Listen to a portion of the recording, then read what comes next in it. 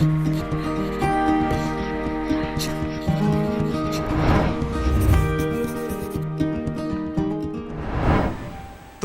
1521, unang niabot sa lapihan dinhi sa Sugbo ang pagtuong Kristohanon pinaagi sa usa ka Spanish expedition nga gipanguluhan ni Fernando Magallanes uban sa unang mga misyonero.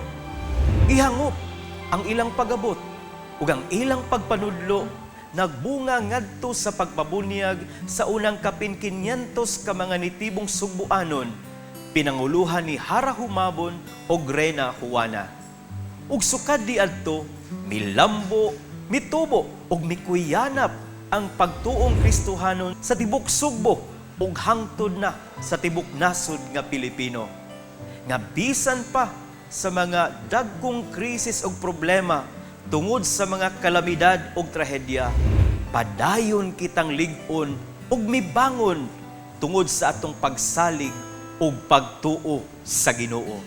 Karong umaabot tuig 2021, atong saulogon ang ika-500 ka tuig nga kasumaran sa pag-abot ug pagtisok sa Kristohanong pagtuo dinhi sa Sugbo. Kiniyahan sa temang Gifted to Give, ang maong kasaulugan nagasukad sa dakong kalipay ug pagpasalamat sa Dios nga may buot aron matisok ug mutubo sa Sugbo ang Kristohanong pagtuo. Nga kitang nakadawat nga ato kining ipaambit usab ngadto sa uban.